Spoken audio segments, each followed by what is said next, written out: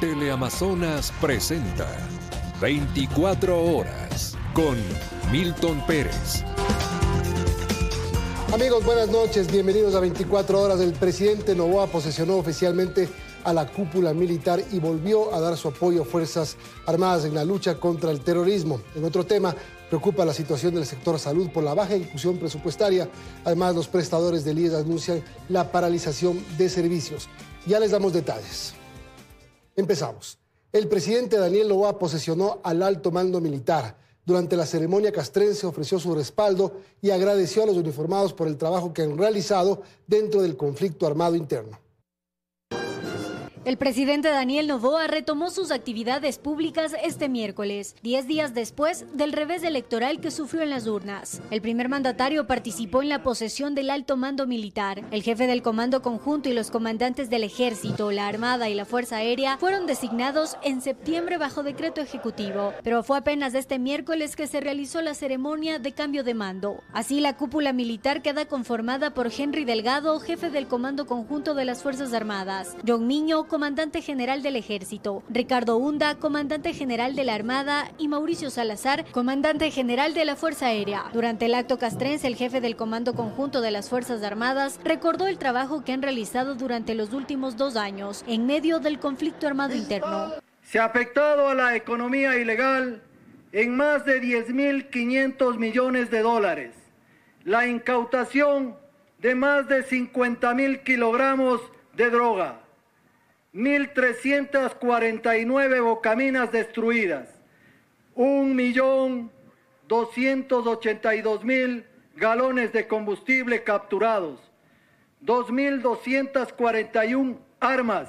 Y el presidente Daniel Noboa agradeció esa labor. Nuestras tropas han demostrado algo más fuerte que cualquier amenaza: el espíritu de un país que no se rinde. Cualquiera que ose en atacarlos o en menospreciar a las Fuerzas Armadas tendrán que enfrentarse conmigo. Primero, siempre los defenderé. Les recordó además que su gobierno ha buscado todas las herramientas que respalden su trabajo. Los hemos equipado con chalecos, armamento, vehículos y la tecnología que requiere una fuerza moderna. Construimos un marco jurídico que les permita actuar con claridad y respaldo. Dijo que pese a que hay casos de uniformados vinculados con el crimen organizado, la confianza del país sigue puesta en ellos. Por eso no vamos a tolerar que unos pocos manchen el esfuerzo de miles que se juegan la vida todos los días. Dentro de la agenda del presidente se alista un nuevo viaje internacional con destino a Emiratos Árabes Unidos. Belén Merizalde, Teleamazonas. Un periodista y un empresario fueron asesinados en Guayaquil y San Borondón en las últimas 24 horas. Los móviles de estos crímenes son investigados por la policía. Más de 20 disparos realizaron 4 sujetos al vehículo Porsche blindado que conducía Brian Soria, de 32 años. Este hecho violento se reportó en la vía principal de Entre Ríos, en San Borondón. Según información policial, los sicarios huyeron en un vehículo de color negro. El mismo fue abandonado en la ciudadela Atarazana, norte de Guayaquil. Se trasladaba en un carro de alta gama de marca BMW. La línea investigativa se da siguiendo las cámaras y se lo encontró. Soria era dueño de una galería de arte y de un estudio arquitectónico. Él salía de un gimnasio de la zona. Al sitio llegaron familiares, además personal de criminalística, para el levantamiento del cuerpo e iniciar con las investigaciones del asesinato del empresario guayaquileño.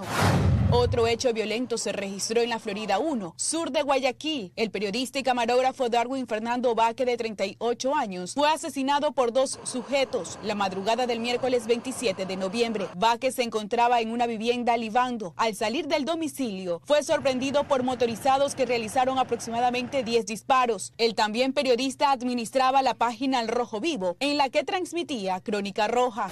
En Guayacanes, norte de Guayaquil, se registró una persecución entre un policía y 2 hombres que se movilizaban en una motocicleta. Según la policía, los sujetos huían luego de robar las pertenencias de varias personas que se encontraban en la zona. Los delincuentes fueron trasladados a una casa de salud para recibir atención médica al resultar heridos. Las víctimas del robo llegaron al sitio para realizar la respectiva denuncia. Erika Vera, Teleamazonas. Guayas, Manabí, Los Ríos y El Oro son las provincias en donde predominan los casos de extorsión. Así lo detalla el Observatorio Ecuatoriano del Crimen Organizado, mientras la policía y el ECU 911 contabilizan más de 10.000 denuncias en todo el país. Tenemos miedo, tenemos ese denso. Testimonios como este se escuchan a diario. Un taxista fue asesinado en Durán la tarde del martes 25 de noviembre. La causa, extorsión. Ciertos eventos como la extorsión han querido resurgir. Este delito ha tomado fuerza por el beneficio económico que reciben los grupos delictivos. Según el Observatorio Ecuatoriano de Crimen Organizado, en las provincias de Guayas, Manabí, Los Ríos, El Oro y Esmeraldas, predomina la extorsión, aunque no existen cifras exactas, pues solo los casos denunciados son la data de la Policía Nacional y el ECU 911. Estos, a la fecha, contabilizan más de 10.000 denuncias a nivel nacional, mientras el Ministerio del Interior ejecutó en 24 meses 1.134 operativos, como resultado 2.858 extorsionadores detenidos, evitando la entrega de más de 9 millones de dólares. En los casi 11 meses de este 2025, este noticiero ha mostrado cómo los locales comerciales cierran sus puertas por temor. Si lo detallamos en ciudades, Guayaquil, Durán y Machala lideran la lista. Según información de la Policía Nacional, solo en el distrito Nueva Prosperina de Guayaquil, con más de 80.000 viviendas, la extorsión va desde los $2 por el simple hecho de vivir en este sector, $160.000 al día. Al mes, los grupos criminales reciben $4.800.000. Si nos trasladamos a otra provincia, El Oro, exactamente en Machala, los negocios, viviendas y todo lugar están cerrados, abandonados. Las personas prefieren huir. Los delincuentes primero entregan el mensaje con panfletos, luego presionan y posterior secuestran, delito del cual hablaremos en la próxima emisión. Erika Vera, Teleamazonas.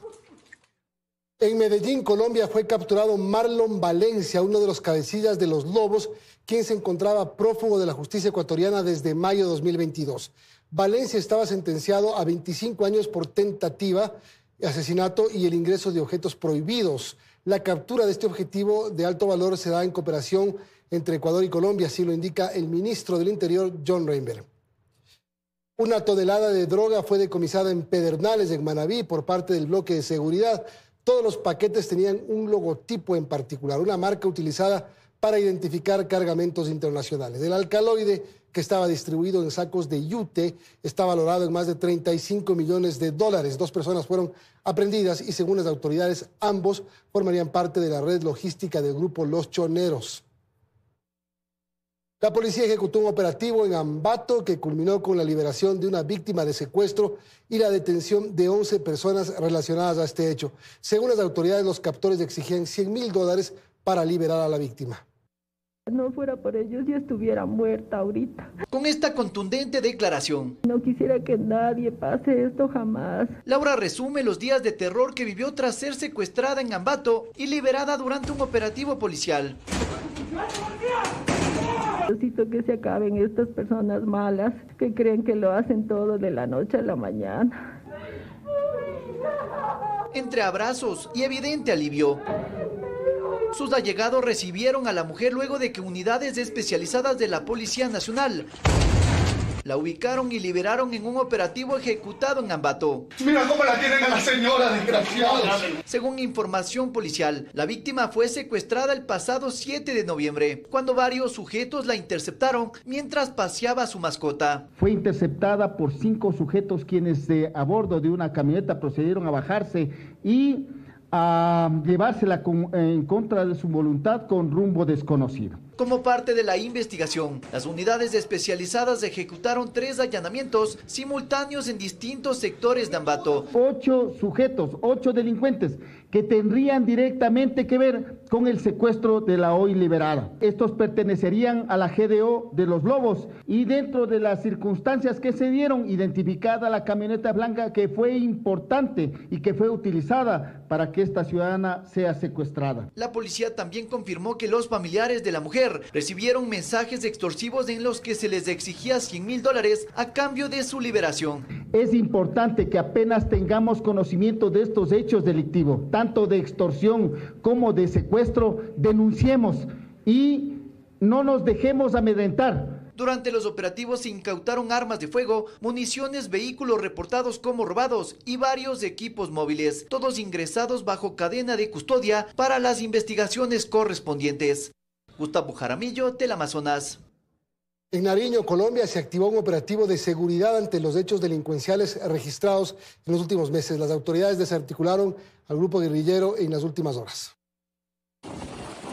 Frente a los hechos de alteración de orden público registrados en Nariño, el gobernador de este departamento solicitó un encuentro de seguridad de alto nivel con el ministro de Defensa de Colombia. Se va a plantear que haya una operación especial conjunta en el departamento de Nariño. La reacción del gobierno nacional, en especial del Ministerio de Defensa y de todas las fuerzas, va a ser llegar de manera contundente.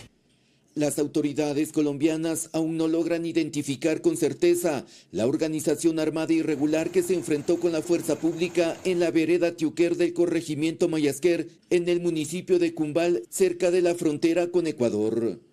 Había unos brazaletes de comuneros del sur, otros de las Autodefensas Unidas de Nariño, incluso habían unos brazaletes de un grupo no estatal que por redes sociales ha circulado en el país vecino del Ecuador.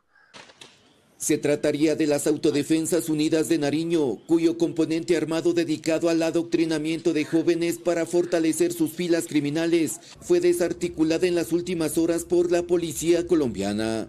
Las investigaciones también permitieron establecer que estos individuos participaron en alianzas criminales con otras estructuras armadas ilegales conformadas para fortalecer su presencia en zonas rurales. Si bien en el departamento de Nariño se vienen adelantando 2 procesos de paz, con ningún grupo armado se ha firmado hasta la actualidad acuerdos bilaterales de cese al fuego. No hay garantías jurídicas para que los procesos de diálogos se den desde el 12 de febrero. Es decir, el ejército en el departamento de Nariño combate a todos los grupos armados no estatales. La presencia militar continúa en la zona donde se registraron combates con más de 20 irregulares el pasado 21 de noviembre. En Nariño, Colombia, Jairo Jacome Ortega, Teleamazonas.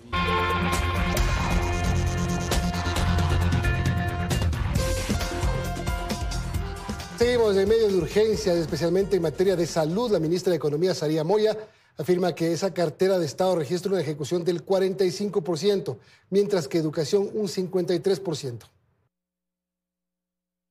¿Se compromete o no con los ecuatorianos a que se cumpla lo que está en esa proforma? Lo hemos dicho, Liz. Creo que lo hemos dicho y he sido clara. Sí, esta fue la respuesta de la ministra de Economía, Saría Moya, al pedirle el compromiso de ejecución del 100% del presupuesto designado en la proforma presupuestaria 2026 para educación y salud, sobre todo en este último, que pese a las urgencias de abastecimiento de medicamentos en la red de salud pública a un mes de terminar el año, solo ha tenido una ejecución del 45% y aquí las razones. Aquí tenemos un tema estructural, es el incremento que se debe hacer cada año al sector de la salud y al sector de la educación, que está atado al crecimiento del PIB y que no contempla esa misma atadura dentro del ingreso. No obstante, para el exministro de Economía, Carlos de la Torre, la base de la subejecución tiene también otras razones. Hay una sobreestimación de ingresos para poder de alguna manera calzar un déficit fiscal que cada vez es menor, que tampoco es real. Y a esto también le añade otro factor, el redireccionamiento de recursos para otros fines, como por ejemplo los electorales. Y se gastaron 500 o 600 millones de dólares en bonos para la campaña, para la consulta popular. ¿Y qué es lo que sucede? Simple y llanamente no hay dinero en general para inversión pública. Aunque desde la cartera de Estado que dirige Moya se justifica con el cumplimiento de otros saberes. Se ha destinado alrededor de 600 a 700 millones para el pago de proveedores, pero dentro de esto están los pagos de las deudas de años anteriores y por eso no se ve reflejado necesariamente en el dato de este año. Dado que manejaban un presupuesto prorrogado y de ahí las correcciones que se tuvieron que realizar. Moya sí pudo afirmar que dichas modificaciones no serán un impedimento para la contratación anual de este año al siguiente. Astrix Ingrid, Teleamazonas. Pero a pesar de lo que se asegura desde el Ministerio de Economía, la realidad es otra. La falta de pago del gobierno a los prestadores externos del IES condiciona nuevamente la atención de pacientes. Mediante un comunicado en redes sociales, los prestadores externos de salud de segundo nivel anunciaron que suspenderán la atención a pacientes derivados del Instituto de Seguridad Social desde el 1 de diciembre debido a la deuda acumulada que la institución mantiene con ellos desde 2023. La deuda del gobierno con los prestadores externos a través del IES supera los 1.300 millones hasta noviembre de 2025. El gobierno declara controlada la migración irregular hacia Estados Unidos. La Cancillería asegura que el número de ecuatorianos que cruzaban el Darién se redujo en un 100%. Expertos de inmigración alertan que esto será temporal.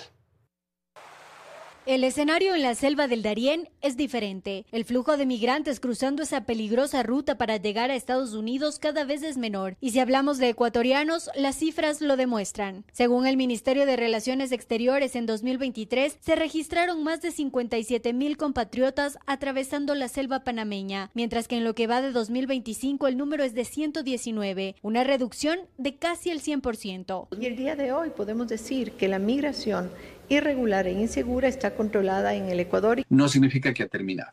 Lo que pasa es que hay migración que está retomando rutas antiguas. La migración ecuatoriana está detenida porque políticas restrictivas sí funcionan. Cuando Trump salga, seguramente veremos una nueva ola migratoria. Así también la Cancillería destaca que el número de ecuatorianos deportados desde Estados Unidos cayó significativamente, pasando de 18,449 en 2023 a 8,123 en este año. Ya existían más de 33,000 ecuatorianos con órdenes de deportación. Entonces, si en el último año hemos tenido alrededor de 8,000 deportaciones, podemos asumir de que va a tomar por lo menos otros 3 años para cubrir solamente esos 33,000 ecuatorianos que ya tenían una orden de deportación. Ahora, hay que sumarle a los más de 400,000 ecuatorianos que llegaron en los últimos 5 años y que muchos de ellos están solicitando asilo. Desde el gobierno recalcan que no apoyarán la migración irregular, de allí que impulsan programas de migración circular. Por eso trabajamos creando diferentes espacios con diferentes países y empresas para que puedan los ecuatorianos que definitivamente desean tener una experiencia diferente en el exterior, viajar de forma segura, ordenada y regular. Estos programas de migración circular o incluso permanente, como en el caso de Italia, están vigentes y siguen más ecuatorianos sumándose a esta experiencia. Bajo estas condiciones, en este año, 3,294 ecuatorianos migraron a otras naciones. Belén Merizalde, Teleamazonas. La ruptura entre el partido de gobierno y el correísmo se profundiza en el legislativo. El presidente de la Asamblea había convocado a la Revolución Ciudadana a sentarse en una mesa de diálogo, pero la cita nunca se efectuó. No habrá diálogo entre ADN y la Revolución Ciudadana en la Asamblea. La intención de una tregua, por lo menos en el legislativo, se quedó en eso, una mera intención. No tenemos una visión de país compartida. La bancada de la Revolución Ciudadana se opone a las principales reformas al Código Orgánico Integral Penal que como ADN queremos proponer. Si eso dice la señorita Valentina Centeno, sentémonos hoy, ya, propongo eso. No lo van a hacer, porque no van a trabajar en nombre del pueblo. Ellos fallaron. Es mentira el tema del diálogo, es mentira, es falso. Y es que el llamado al diálogo que nació desde la nueva ministra de Gobierno y exasambleísta de ADN, Natalie Morillo, tras la negativa que recibió el gobierno en las urnas, no se concretó. Según el correísmo, fue el presidente de la Asamblea, Nils Sols, en quien nos convocó a una reunión la tarde del martes, pero esto nunca ocurrió. Ayer estuve esperando hasta que terminó el día. Hoy vine sin reloj y en la cara les dije, ustedes fallaron ayer y al pueblo ecuatoriano. Lamentamos y rechazamos la postura que ha tenido el jefe de bancada de la Revolución Ciudadana. Ha habido de protagonismo político, ha habido de show, que es lo que ya el país no necesita más. Con este fallido intento, la ruptura entre ambas organizaciones políticas en la Asamblea se marca todavía más. Por fuera de esta pugna se queda el Partido Social Cristiano, los Independientes y Pachacutic. Creo que es suficiente 6 meses de haberse convertido en una oficina del Ejecutivo de tramitología de los proyectos de leyes de urgencia económica que no han servido para nada. Me parece que entre estas posiciones un poco anárquicas y extremas que tiene RC y que tiene ADN, no se está llegando a establecer las coincidencias. Para el gobierno, este fallido intento de diálogo no le resta ni le suma votos, pues desde el inicio de este periodo legislativo han tomado decisiones en asamblea sin el correísmo. En Quito, Karen Aro, Teleamazonas. A propósito, ampliar la mesa de diálogo para los actores sociales y concertar objetivos en el área social son puntos claves para no fracasar en la nueva estrategia del gobierno que ahora busca tender puentes, así lo señalan analistas económicos. El gobierno tendría, afirman además, un año para concertar objetivos nacionales sin fragmentaciones. A pesar de que el llamado al diálogo debió llegar antes de los resultados del referéndum y consulta popular, el gobierno aún está a tiempo para concertar objetivos nacionales. Ese es el análisis que hace Sofía Forneris ante las recientes declaraciones de la nueva ministra de Gobierno, Natalie Morillo, que asegura que llega a tender puentes. No importa si es el momento o no, el gobierno tiene que tener la idea clara, la posibilidad de que tiene que llegar a acuerdos. Al mismo tiempo creo que tiene que haber actores múltiples. Y aquí la necesidad que detalla Forneris de no solamente sentar en la mesa organizaciones políticas, sino también sociales. A miembros, así sea de empresas, sindicatos o grupos privados que se identifican con una causa para poder llegar a un plan de trabajo que sea ejecutado de aquí a 2 años. En este sentido, el analista político Santiago Basabe indica que para este diálogo se deben tener los puntos claros, que a su criterio deberían girar en torno a temas sociales. Creo que fundamentalmente son los temas que generan menos tensiones. La desnutrición infantil, por ejemplo, es un tema clave, decisivo. El tema de la salud es otro tema fundamental que no debería generar mayores diferencias. No obstante, en la práctica se conoce que no es así, pues en la Asamblea Nacional, entidad donde también se plegaron a este llamado al diálogo, las intenciones fueron las únicas que reinaron. Precisamente para este proceso de acercamientos tenemos prácticamente un año sin vida electoral y yo creo que es un buen momento, bajadas una vez las tensiones, se lleguen a algunos acuerdos mínimos. Aunque esto signifique, resalta Basabe, pasar por encima de las agendas partidistas, tanto de la Revolución Ciudadana como del mismo ADN. Astrid Singh, Teleamazonas. En corto, delantales negros en MasterChef Celebrity Ecuador por la Fideuá. Ya les contamos.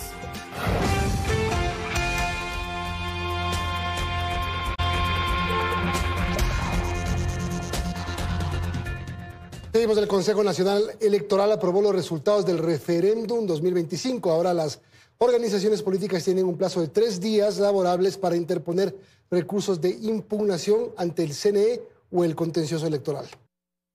Señores consejeros, señoras consejeras, señor secretario. Los resultados numéricos del referéndum y consulta popular del pasado 16 de noviembre son oficiales. Esto luego de que el Consejo Nacional Electoral terminó de procesar todos los paquetes electorales, las actas de las 24 juntas provinciales y las de la Junta Especial del Exterior. Ha sido un trabajo eficiente, técnico, apegado a la norma. Con la verificación de los paquetes electorales, el Pleno del Consejo Nacional Electoral clausuró la Audiencia Pública Nacional de Escrutinio, asegurando que finaliza sin novedades. Hoy el Consejo Nacional Electoral en su audiencia pública de escrutinio ha concluido esto. No han existido reclamaciones. Sin embargo, pese a que los resultados numéricos ya están aprobados por el Pleno del Consejo, el mismo organismo otorga un plazo de 3 días para la presentación de impugnaciones. Tienen 2 días para impugnar estos resultados proclamados o 3 días para apelar de los mismos. De no haber reclamos y haber las certificaciones pertinentes, los resultados serán proclamados definitivos. María Gracia Chacón, Teleamazonas. Respetar las señales de tránsito es la causa más recurrente por la que se generan accidentes. En un recorrido por algunas vías evidenciamos que muchos no conocen el significado de las señaléticas. Revisemos este reportaje en nuestro espacio Piensa, Para y Vive.